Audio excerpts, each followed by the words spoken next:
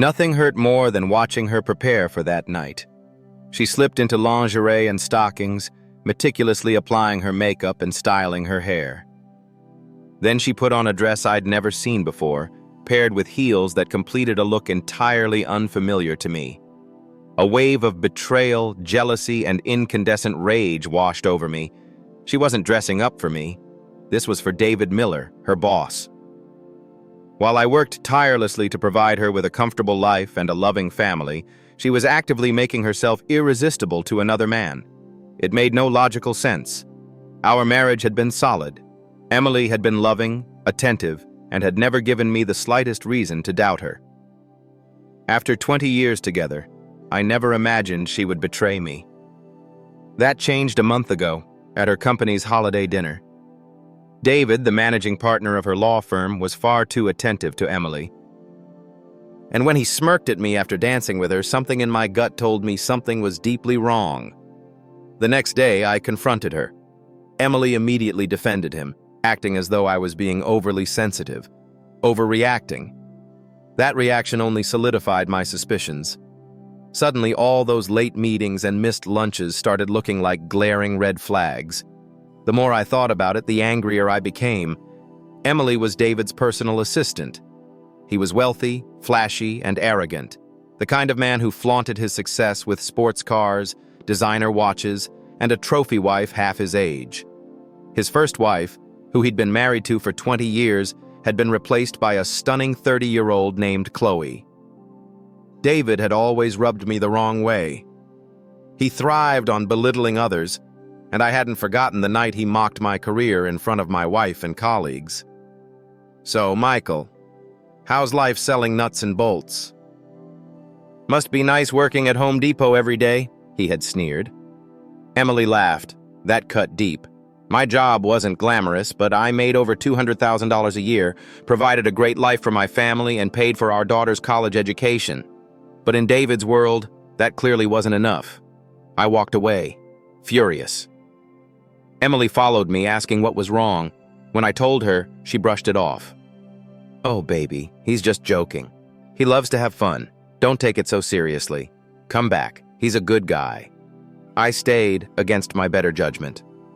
Looking back, I should have paid far more attention. There were signs. David had everything: money, power, a young wife. But men like him always wanted more, and I had a nagging feeling Emily was next on his list. I wasn't going to sit idly by and wonder. Within a week, I put a meticulous plan into action. I ordered 6 audio recorders and 5 high-resolution video cameras. One went inside the smoke detector in our bedroom. Others were strategically positioned at different angles to capture everything. More were placed in the bathroom and living room. The recording devices streamed live footage to a computer in the attic, all controlled from my phone. I even hid audio bugs in her favorite purses, her car, and one next to the kitchen phone. By the time I had finished, I knew I would catch at least 90% of her conversations and any activity within our house. As I packed for a business trip, a bad feeling settled over me. Emily, as always, was affectionate, making love to me as she always did before I traveled. "I love you so much," she whispered. "How much I want you." But this time, I wasn't sure if I believed her.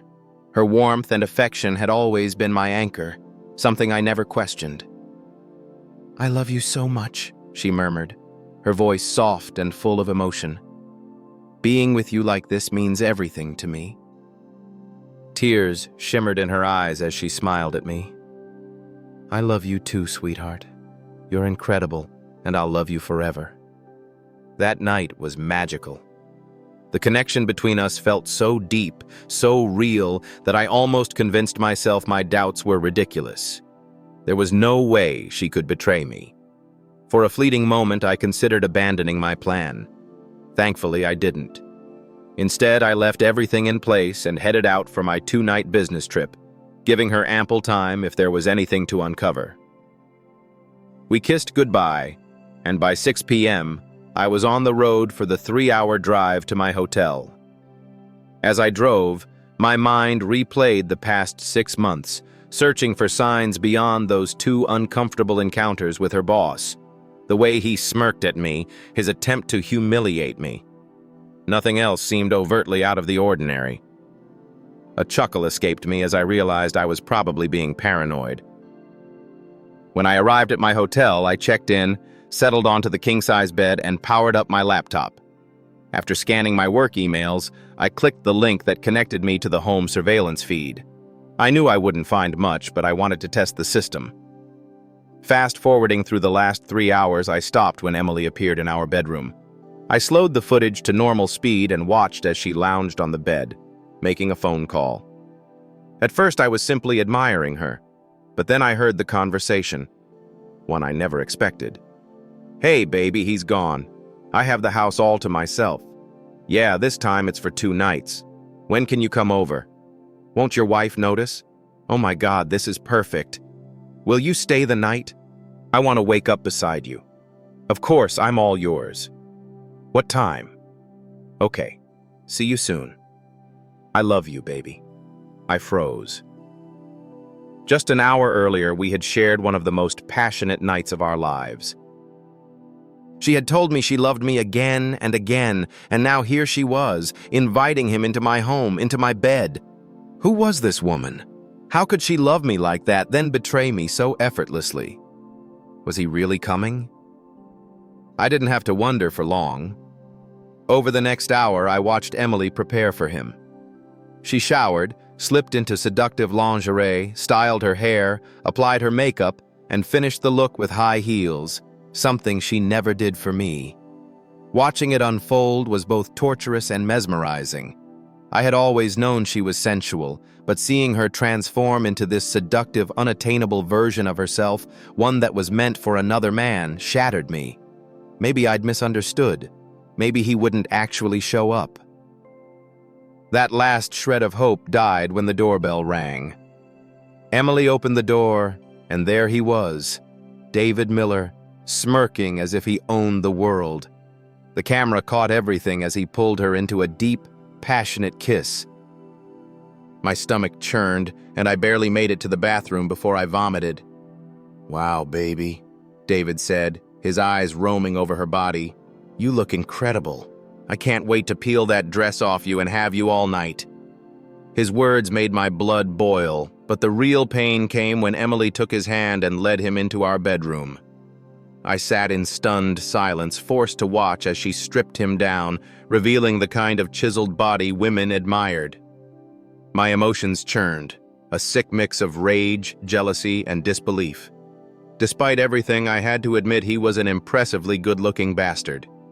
My gut clenched, the nausea returned, and I barely made it through another round of sickness before forcing myself back to the screen. I should have looked away. I should have shut it off, but I couldn't. For the next hour, I endured their moans, their whispered words, their betrayal. Then came the conversation, lying in each other's arms. David spoke first. "So, Hune's really gone for 2 nights?" Emily sighed contentedly. "Yes, you have me all to yourself, baby. I've wanted to wake up next to you for so long. I love being with you." "Emily," he smiled, "and I love being with you." David chuckled. "I can't wait to have you over and over again while your husband works his ass off. What an idiot." She playfully nudged him. "Be nice. Hun's a good man, and I love him." "Then why are you here with me?" Emily hesitated before answering. "Because you're the most attractive man I've ever met. And the closeness. It's unbelievable. But we both have marriages to protect. This makes sense." David sighed. "You give me more love and passion than my wife, or any woman I've been with. For me, this isn't just closeness. I love how you make me feel." Emily's words cut the deepest. That love was supposed to belong to me, but it didn't. Not anymore. As I continued watching, they kissed, whispered, and held each other. Then David asked the question that sealed my fate. "Does he satisfy you like I do?" Emily hesitated, then admitted, "He's a wonderful lover. But no, not like you. You do things to me that I can't even explain." The final blow. I sat there, staring at the screen, drowning in heartbreak and rage. I reached for the laptop and slammed it shut. I couldn't listen anymore. Hours passed as I lay in bed, unable to sleep, consumed by anger, grief, and the sharp sting of betrayal. One thing was clear. This wouldn't end without pain, and I would make sure I wasn't the only one suffering. When I got back home, everything seemed normal. Love, warmth, and familiarity, as if nothing had ever happened. Emily welcomed me with open arms, showering me with kisses and affection. She acted exactly as she always had, as if there was no dark secret lurking beneath the surface. But for me, everything had changed. Instead of love, all I felt was disgust. Her touch made my skin crawl, and I recoiled internally at her kiss. Still, I played my role perfectly, acting as though nothing was amiss. I gathered every piece of footage and audio I had collected, stored multiple copies in the cloud, and locked everything behind encrypted files on my computer. For the next 2 weeks, I made sure to keep Emily occupied. I monopolized her time, never giving her a free moment to sneak away for stolen encounters or secret rendezvous. I controlled our schedule so completely that she barely had time to breathe, let alone cheat. Eventually, her frustration became obvious. Then, one morning, I overheard her conversation while she was driving to work. "When is he going out of town again?" "I don't know, but I'll find out," she replied. "It needs to be soon, babe." That was all I needed to hear. It confirmed everything. I decided to stage another trip, a short one, just to see if he would take the bait. Everything was falling into place.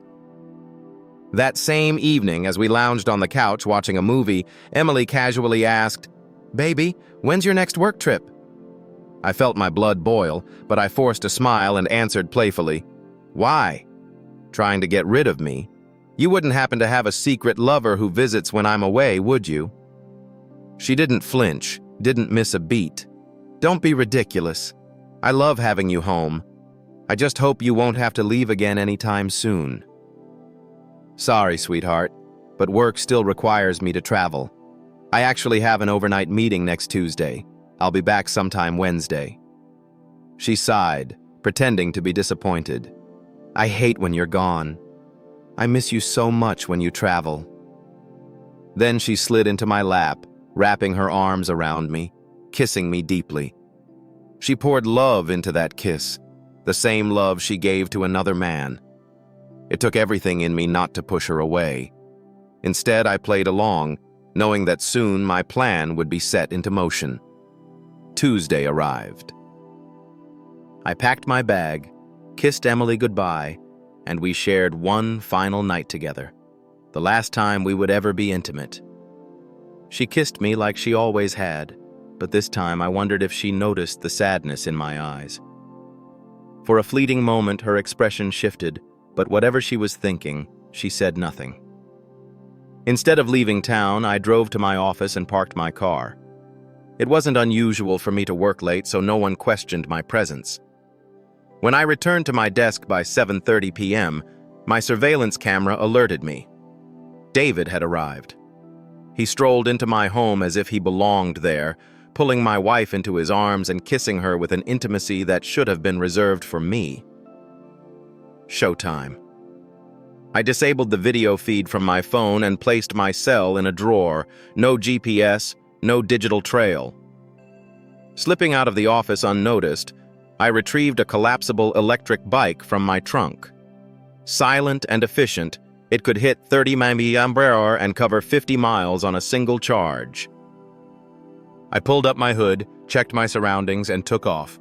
The bike allowed me to move undetected. Within 20 minutes, I reached my house, slipping into the backyard where I had left the sliding door unlocked. I stepped inside, heart pounding, ears straining for any sound. Upstairs, I could hear them. I grabbed the aluminum bat I had hidden in the closet and retrieved the short-barreled rifle I had stored outside the bedroom. With the bat gripped tightly in my hands, I crept toward the door. They were too lost in their own pleasure to notice my presence. The candles flickered, casting soft light over the room as I stepped inside. Emily didn't sense a thing. David never saw me coming. The bat connected with a solid impact, and David lost his balance, his sturdy frame landing on the floor with a muffled thud. I reached for the object I had set aside and switched on the light. Emily gasped, her eyes wide with shock as she scrambled backward, her entire body frozen in fear. "Oh my God, no! This can't be happening! Why are you here? You were supposed to be gone!" I fixed my gaze on her, my voice cold and controlled. "The real question is, why is another man in my bed?" David, still dazed, let out a groan, clutching his head where he had been hit. Slowly, he propped himself up against the wall, his face twisting from confusion to panic as he realized the situation he was in. "Jesus, that hurts," he muttered. "What the hell is wrong with you?" "You really need to ask that," I snapped. "You sneak into my house, sleep with my wife in my bed, and expect me to just let it slide." He swallowed hard, glancing nervously at the rifle. "What are you going to do?" I smirked. "Oh, what's wrong, big guy? You scared?" Emily was still in shock, her face pale. David, however, was now fully alert, his muscles tense as he assessed the situation. "I know everything," I continued. "Every secret phone call, every meeting, every disgusting little betrayal. And now you get to pay for it." David's breathing quickened. "Listen, man, if you do something stupid, you're going to prison." I let out a low laugh. "Oh, I don't plan on going alone. If I go down, we all go down. How's that sound?" The fear in his eyes was almost satisfying. Emily sobbed. "Please don't do this." "Why not?" I shot back. "Didn't think about the consequences while you were sneaking around, did you?" I wasn't going to kill them, but they didn't need to know that. Watching them squirm, seeing them sweat under the weight of their choices, gave me a twisted sense of satisfaction. For the first time in weeks, I felt like I had the upper hand. Emily was in tears, curled up in the sheets, desperately trying to cover herself. "Please don't do anything reckless," she pleaded. "I love you, I swear I do. Just put that down and let's talk." With a smirk, I leveled the rifle in her direction. "Save it." "This is exactly what you wanted. Excitement outside our marriage. Whatever happens tonight is on you both." Both of them knew they were in deep trouble. They could see the rage in my eyes, and their only way out was to keep me calm. What they didn't know was that I had never planned to take a life. The rifle was loaded with custom rounds, 25% salt and 75% capsaicin, the same compound used in pepper spray. It wasn't lethal, but it would deliver an excruciating lesson, especially if aimed at the right spot. My goal wasn't to go to prison. It was to ensure they never forgot this night. David, now more alert after the hit to the head, decided to fight back. I was waiting for it. As soon as he lunged, leaving himself wide open, I fired. The blast was deafening, but his screams were even louder. He collapsed, writhing on the floor, clawing at his face as he gasped for breath. The burning sensation overwhelmed him, and the pain was unlike anything he had ever experienced. A few minutes later, as he sat hunched over, whimpering in agony, I stepped forward and kicked his leg to get his attention. Then, turning my gaze to Emily, I laid out the rules. "Listen up, both of you. Here's how this works. In a few minutes, I'm walking out of here, and you're going to take this idiot to the hospital before he loses too much blood. You won't call emergency. You'll drive him there yourselves. And when they ask what happened, you'll say you don't know. You'll make up a story. But under no circumstances will you mention me. If either of you even thinks about throwing my name into this mess, every piece of evidence I've collected, videos, photos, phone recordings, will be sent straight to his wife and his firm's partners. On top of that, I've created a website that'll go public, featuring 2 hours of your little escapades. I don't care what kind of ridiculous excuse you come up with, but my name stays out of it. And one more thing, David, you will not fire Emily. She's going to need that paycheck once this divorce is finalized. If either of you comes after me or if she doesn't accept the divorce terms, everything goes public. Understand? They were both silent. Emily's tear-streaked face was pale, and David could barely breathe through the burning pain. Good. Now get him to a doctor. I walked out the same way I came in, resetting the lock behind me. The rifle and bat went into a bag slung over my shoulder as I silently disappeared into the night. Once I reached my bike, I rode straight to the river, tossing the bat and rifle into different sections before ditching the surgical gloves I'd been wearing. By the time I returned to my office, I stored the bike in my car and resumed working at my desk. At 9:00 p.m., I casually said goodbye to a few IT employees who were working late. As far as anyone knew, my car had never left the parking lot. If anyone tried to accuse me of anything, it would be their word against mine, with zero evidence. David underwent surgery. The doctor shaved his head to stitch up the 18-centimeter gash, and he was diagnosed with a concussion. His official statement? He remembered walking Emily home with some paperwork and then waking up in the hospital. He claimed he never saw anyone, never knew what hit him. He knew better than to tell the truth. He understood what was at stake. Emily remained silent as well. When questioned, she simply said she heard a loud noise, went outside, and found David on the ground. She insisted she had rushed him to the hospital because she thought waiting for an ambulance would take too long. Neither of them could explain why he was without clothes, but they stuck to their stories. Unfortunately for David, his wife didn't buy it, and soon his personal problems would become much bigger than me. By the afternoon, I had removed every hidden camera and microphone. Everything was uploaded to a secure, encrypted cloud, and the devices were destroyed. Any trace of evidence I had of their affair was safely out of their reach. By 6:00 p.m., Emily walked into the house and found me sitting in the living room, a bottle of whiskey on the table in front of me. She looked exhausted, drained, broken. I had never seen her like this before. For a split second, I almost felt sorry for her. Then she spoke. Johnny, I know what you saw looked terrible, but you need to understand. I wasn't in love with him. Her voice trembled. Her eyes pleaded with mine. I know how it seemed, and I know what I said must have hurt you. But you know me. After being intimate, I crave connection. The things I said, those words, they weren't real. I only ever meant them for you. Tears welled in her eyes as she continued. Whenever you were away, I hated being alone. David was just there. He kept me company.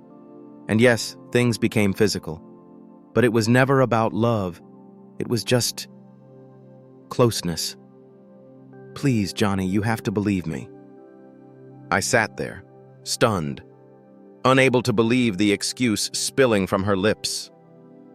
My mind raced, struggling to process how she could justify what she had done. Emily, I said, my voice calm but sharp. I've heard everything you had to say, and while you claim that those words of love were meant for me, I know the truth. They were for him. It's over.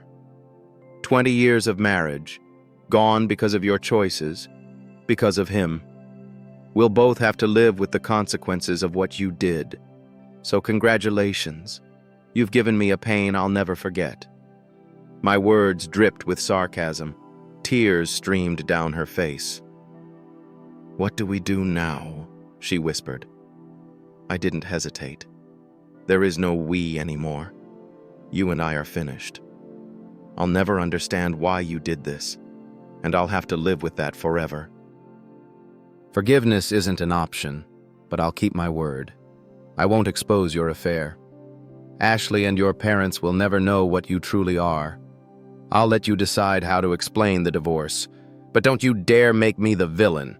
If you try, I promise I'll make sure everyone finds out exactly what kind of person you are. I'm putting the house on the market. You need to find somewhere else to stay, since you're the one who ruined everything. Everything. You'll be the one to leave. I'm not asking. I'm telling you. Let me know where to send the divorce papers. Sign them without a fight, or you and your boyfriend will regret it.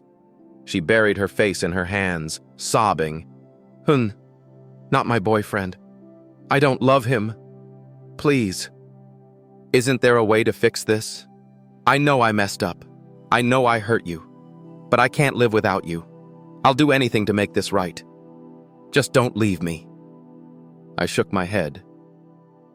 Emily, if this had been just physical, maybe, just maybe we could have tried therapy or taken time apart. But it wasn't just that. You gave him something that was meant only for me. You told him things that made our love meaningless. Those words killed us. They killed everything I ever felt for you. No, I'll never forgive you. I'll never move past this. And once this divorce is finalized, you'll be out of my life forever. She begged for hours, but by morning, she was gone. She moved in with her parents while the house was being sold. That same week, the police questioned me, attempting to link me to the incident with David. I immediately retained legal counsel, and we effectively shut down their investigation. Unless you have proof, my attorney stated firmly to the officers, my client has nothing further to add. With a lack of concrete evidence and my ironclad alibi, they had no choice but to drop the case. The official police report classified it as a burglary gone wrong. Emily and her family relentlessly contacted me, pleading with me to reconsider our relationship. She loves you, they implored. She's sorry. Please at least talk to her. Try counseling. Find a way to fix things. I ignored every single call and refused to answer the door when they came to my house. Eventually, I changed my phone number, severing all contact with them. From that point onward, I never spoke to any of them again. Yes, the loss was unbearable. Each day without her was agonizing. However, the memory of her infidelity, of her bestowing her affections upon another man, was a wound that refused to heal. Emily's life subsequently crumbled. At 42, she was alone, living in a cramped one-bedroom apartment, barely scraping by on her salary. The comfortable lifestyle she once enjoyed was gone. Worse still, Ashley and the rest of her family had uncovered the truth about her affair and were furious, heaping all the blame squarely on her. Her daughter no longer viewed her in the same light, and her parents were deeply ashamed. Emily had lost everything: her reputation, her comfortable life, her daughter's respect, and the support of her family. As for David, he had no intention of maintaining a relationship with her. At work, he distanced himself, refusing to acknowledge her presence except when absolutely necessary. His initial frustration over the fallout from their affair morphed into resentment, and he ultimately orchestrated her removal from her department. While her salary remained the same, she was relegated to a tedious administrative role, a far cry from her previous prestigious position. Rumors spread like wildfire. Whispers circulated behind her back, branding her as just another one of David's discarded lovers. She was no longer respected. With a job she loathed, no prospects for career advancement, no husband, no friends, and no family to support her, Emily spiraled into a deep depression. She wept herself to sleep night after night, consumed by regret. Each day served as a painful reminder of what she had thrown away. Ashley attempted to be there for her mother, but the damage had already been done. She helplessly watched Emily deteriorate, barely eating, drinking excessively, and losing a significant amount of weight. Despite Ashley's best efforts, Emily refused to pull herself together. "What's the point?" she would lament. Without Johnny, nothing matters. Desperate, Ashley reached out to me for guidance. I expressed sympathy for her situation, but made it unequivocally clear that I would never forgive Emily and would never speak to her again. Meanwhile, David's world wasn't faring much better. His wife Chloe was not the forgiving type. She transformed his life into a living hell, confining him to a guest room, constantly humiliating him and relentlessly reminding him of his transgression. She seized control, dictating every aspect of their marriage, and then, to add insult to injury, she began dating younger men right in front of him. However, she never actually left, maintaining appearances for the sake of his career, ensuring he paid all the bills while she lived her life as she pleased. David had lost everything. Not necessarily his money, but the love of a woman who genuinely cared for him. His infidelity had cost him far more than he had ever anticipated. No matter how much he craved revenge, no matter how intensely his anger burned toward me, there was nothing he could do. In the end, I had already won. That year, an unexpected attack nearly cost me my life. I was out socializing with colleagues when a group of men ambushed me outside the bar. They showed no mercy, delivering brutal blows until my coworkers intervened. By the time the police arrived, my assailants had vanished into the night. I ended up in the hospital with fractured ribs and 20 stitches. Lying in that hospital bed, I had no doubt who was behind the attack. David had finally made his move. If my friends hadn't been there, I might not have survived. But I wasn't surprised. I had been expecting it. 6 weeks later, after I had healed sufficiently to move without significant pain, I placed a call to David's office. "Mr. Miller, please," I told the receptionist. "He's in a meeting. Can I take a message?" "Yes," she replied. "Tell him to meet me at the French Deli across the street at 1 p.m. this Friday." "I'm sorry, sir," she said. "I don't schedule appointments for Mr. Miller." "Just write it down," I instructed. "Friday, 1 French Deli, alone. Tell him Johnny said so. He'll know what it means." I was seated at a corner table facing the entrance when he arrived. His expression darkened as he spotted me. He hesitated, then approached. "Sit," I said. He pulled out a chair and glared at me. "What do you want?" Ignoring his hostility, I leaned forward. "Glad you came. Your guys did a solid job on me, but unfortunately for you, they didn't finish it. I warned you not to retaliate, and yet here we are, because you couldn't let things go. I have to take action." I slid a folded piece of paper across the table. "This is a link to a small website I set up. Don't bother trying to take it down. It's hosted offshore with 3 backup servers in undisclosed locations. There's no way to erase it." David unfolded the paper and frowned. "Check it out when you get back to the office," I continued. "You'll find 2 hours of premium footage starring you. But don't worry, I blurred Emily's face. She's already lost enough because of you. This is about your sins, not hers." His hands clenched into fists. "You've already destroyed my life," he snapped. "I'll never be the same again. Just stop this before you push me too far." "That's why we're meeting, Mr. Miller," I said calmly. "To put an end to this. You took the most important person in my life. You shattered a 20-year marriage, and even after I walked away, you still came after me. Well, now it's my turn." His shoulders tensed. "What do you want?" "2 things, non-negotiable. First, you end all retaliation against me, my family, and Emily. No more games, no more attacks, no more interference. Second, you will wire $1 million into this account by Friday at 9 p.m. Consider it compensation for the lawsuit I could file against you. This is a fraction of what I could take from you in court, and we both know it. Call it a gift."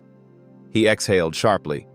"And if I agree, how do I know you won't release the footage anyway?" I met his stare. "You don't. You'll have to trust me, but here's what I can promise you. If you don't pay, that site goes live by Saturday morning. Your firm, your wife, your kids, and every client you've ever had will have access to your little home movie. You ended my happiness, David. If you refuse, I'll make sure you suffer for the rest of your life." The deal was made. The money was transferred. The house was sold, and assets were divided. Emily had enough to live comfortably, as long as she worked or found someone new. She kept her job, part of my arrangement with David, but he never treated her the same again. Her life never fully recovered. Emily never remarried. She barely dated. Regret clung to her like a shadow. She had lost the man she once believed would be hers forever, and the weight of that realization never left her. Years passed, and depression took its toll. She became withdrawn, isolated, a mere shell of the woman she used to be. By the time she neared 50, her health had deteriorated significantly. The vibrant, confident person I had once loved was gone. The day she died, only Ashley was there to scatter her ashes. As for me, I worked for several more years before retiring to a quiet coastal town. I remarried, finding happiness with a kind woman who made me laugh, someone with whom I had a deep intellectual and physical connection. She was good to me, but I never experienced that once-in-a-lifetime love again. Emily had been that love, and she had destroyed it. Ashley and I remained close. She was the only link to my past that I held on to. We spoke every day, though she rarely mentioned her mother. She knew the wounds had never fully healed. When I heard of Emily's passing, I felt an unexpected mix of sadness and relief. Her death marked the end of something long buried, a pain I had carried for far too many years, and though I mourned the woman she once was, I finally felt free.